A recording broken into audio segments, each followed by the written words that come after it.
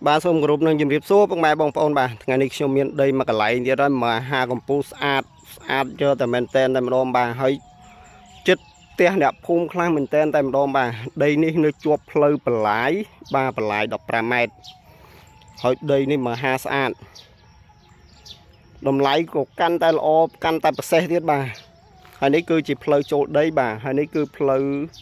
ចុះពីផ្លូវជាលេខ3មកត្រឹមតែ3គីឡូជាងទេបាទនឹងដល់ទីតាំងដីនេះហើយសម្រាប់ដីនេះគឺមានទំហំដល់ទៅ30 អាជាងបាទហើយសម្រាប់តម្លៃវិញគឺល្អមែនទែនត្រឹមតែ$12ចរចាតែប៉ុណ្ណោះបាទហើយតម្លៃនេះគឺចុះបានច្រើនទៀតបាទហើយដីនេះដែរគឺជាប្រភេទដីស្រែជាប់ផ្លូវបន្លាយបាទនេះបន្លាយហើយនេះគឺជាដីហ្នឹងបាទស្អាតខ្លាំងមែនទែនក្បាល30ជម្រៅ97ម៉ែត្រជាប់ផ្លូវបន្លាយតែម្ដងគឺ97ម៉ែត្រហើយនឹងជាប់ផ្លូវចូលក្នុងផ្ទះគេនេះ30ម៉ែត្របាទដីមហាស្អាតតែម្ដងបាទហើយមានផ្ទះអ្នកភូមិគាត់រស់នៅជុំវិញនឹងតែម្ដងបាទបងប្អូនដែលមានចំណាប់អារម្មណ៍ចង់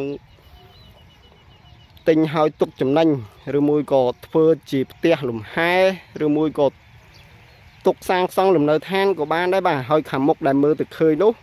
អាហ្នឹងគឺជាផ្លូវជាតិបាទផ្លូវជាតិឆ្ពោះទៅវត្តនាងខ្មៅប្រាសាទនាងខ្មៅបាទបុកទៅចំវត្តប្រាសាទនាងខ្មៅតែម្ដងផ្លូវខាងមុខហ្នឹងហើយនេះដីហ្នឹងដូចពុកម៉ែបងប្អូនមកឃើញស្រាប់ចឹងបាទគឺមហាស្អាតខ្លាំងមែនតើហើយតម្លៃដូចជំរាបខាងលើចឹងបាទមហាធូរហើយបាទ